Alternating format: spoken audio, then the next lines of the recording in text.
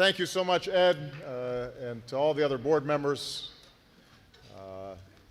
to honored guests, and to the lovely First Lady.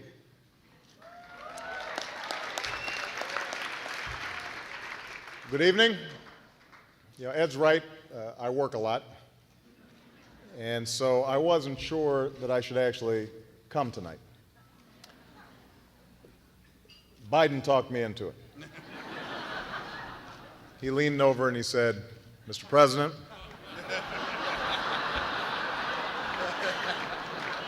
this is no ordinary dinner.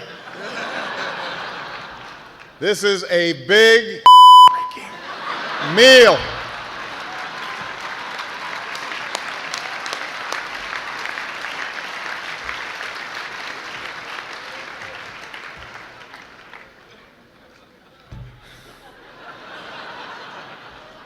It's been quite a year since I've spoken here last. Lots of ups, lots of downs, except for my approval ratings, which have just gone down. But that's politics. It doesn't bother me. Besides, I happen to know that my approval ratings are still very high in the country of my birth. So,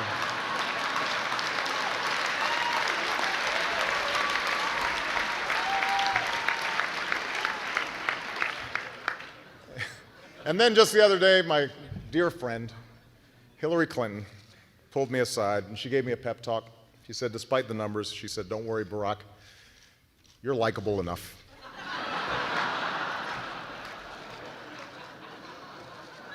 Which made me feel better. Of course, I may not have had the star power that I once had, but in my defense, neither do all of you.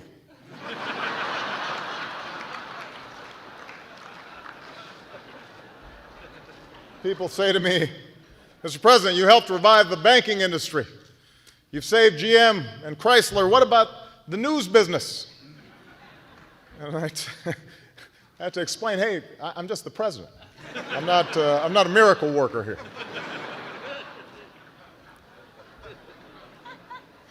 Though I am glad that the only person whose ratings fell more than mine last year is here tonight. Great to see you, Jay.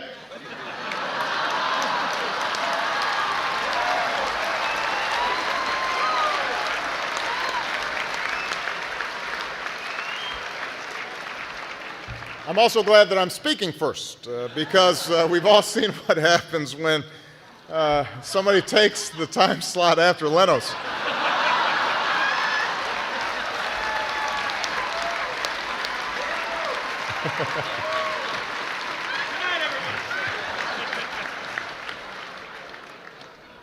By the way, all of the jokes here tonight are brought to you by our friends at Goldman Sachs. So you don't have to worry. They make money whether you laugh or not.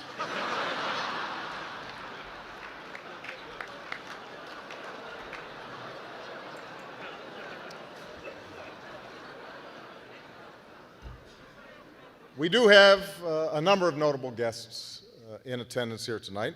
Obviously, I'm most pleased that Michelle accompanied me. She doesn't always go to these things. And there are few things in life that are harder to find and more important to keep than love. Well, love and a birth certificate.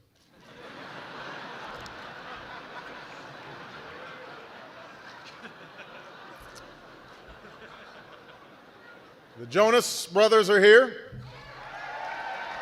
They're out there somewhere. Sasha and Malia are huge fans. But boys don't get any ideas. I have two words for you: predator drones. You will never see it coming.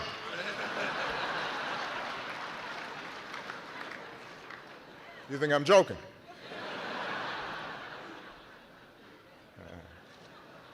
Speaking of tween heartthrobs, Scott Brown is here. I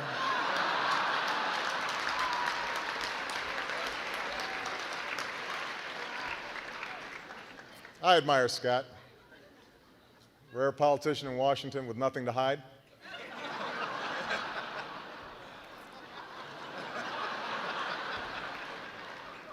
Now, you should be aware that Scott Brown is not the only one with a salacious photo spread floating around. Recently, David Axelrod was offered a centerfold opportunity of his own. Now, I did not know that Krispy Kreme had a catalog, but it's true.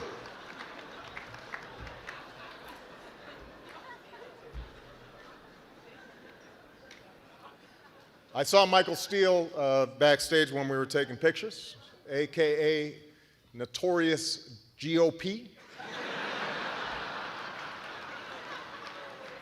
Michael, who knows what truly plagues America today, taxation without representing.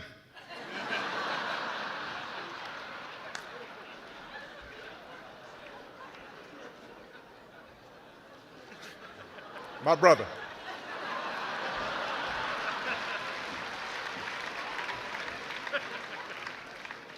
I did a similar routine last year, but it always works. Odds are that the Salahis are here. There haven't been people that were more unwelcome at a party since Charlie Crist.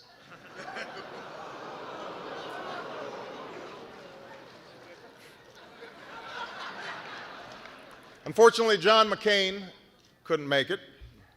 Recently claimed that he had never identified himself as a maverick.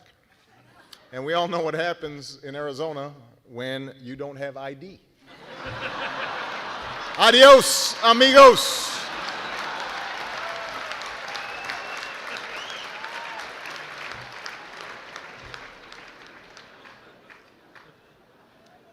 Look, I feel for John. You know, we were on the road together and obviously had a hard-fought battle. And you learn, certainly at the national level, politics isn't easy. You know, this year I've experienced my share of disappointments. For example, I had my heart set on the Nobel Prize for physics.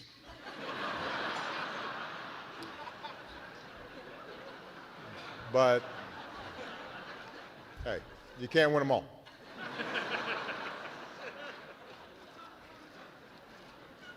Speaking of undeserved honors, a few weeks ago, I was able to throw out the first pitch at the Nationals game.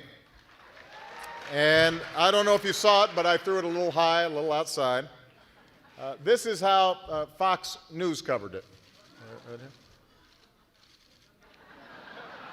President panders to extreme left wing of batter box. On the other hand, MSNBC had a different take. President pitches no-hitter. And then CNN went a different way altogether. I was just asking Chad, how can you get a volcano in Iceland? Isn't it too when you think of a volcano, you think of like Hawaii and long words like that. You don't think of Iceland. You think it's too cold to have a volcano there. I guess that's why they're the most trusted name in news.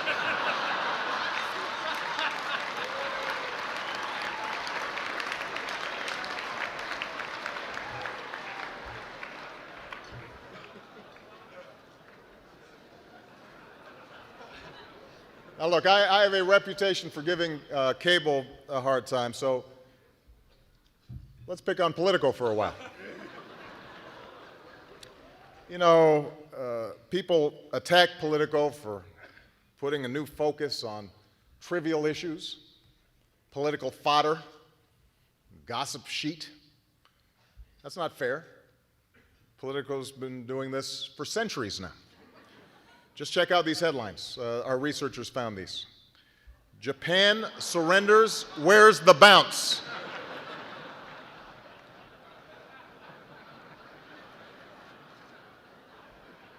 Then there's this one. Lincoln saves Union, but can he save House majority? I don't know if you can see, there's a little portion there. He's lost the Southern white vote.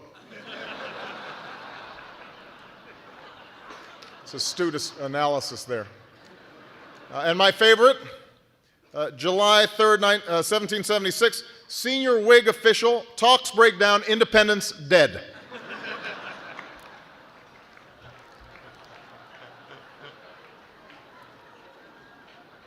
So this is nothing new.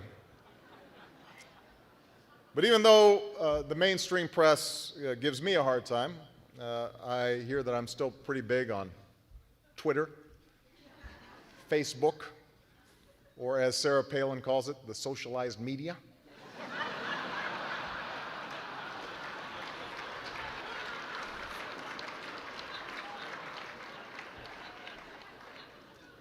Of course, that's not the only thing that we've been accused of socializing this year. You might have heard we passed a health care bill. And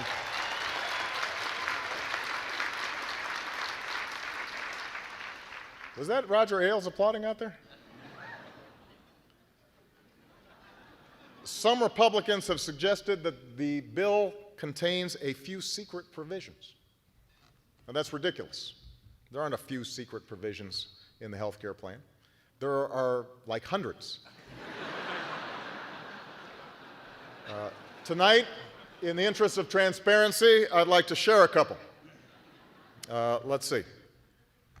This provision is called the Bay State of Denial.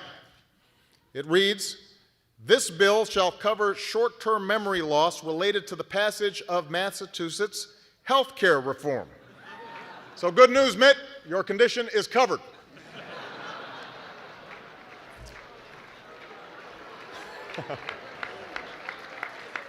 This next provision is called the Jersey Shore Up. It reads, "The following individuals shall be excluded from the indoor tanning tax within this bill: Snooki, JWoww, The Situation, and House Minority Leader John Boehner."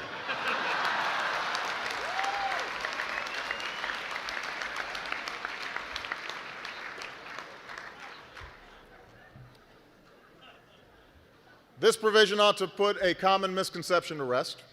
It says right here, if you do not like the ruling of your death panel, you can appeal.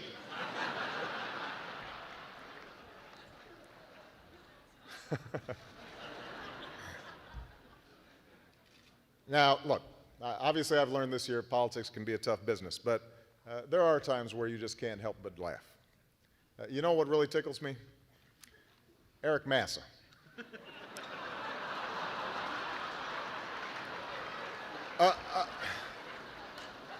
Apparently, Massa claimed that Rahm came up to him one day in the House locker room, stark naked, started screaming obscenities at him. To which I say, welcome to my world.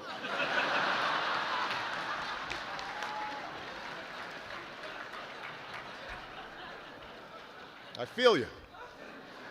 It's a tense moment.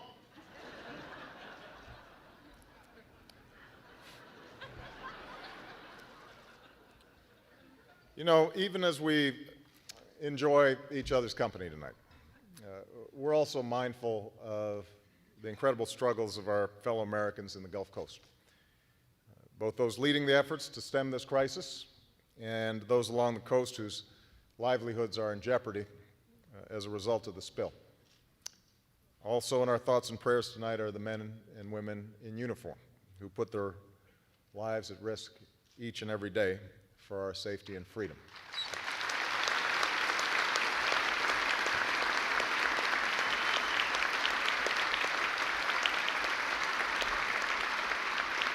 So in that spirit, I'd also like to pay a tribute to the journalists who play an extraordinary role in telling their stories.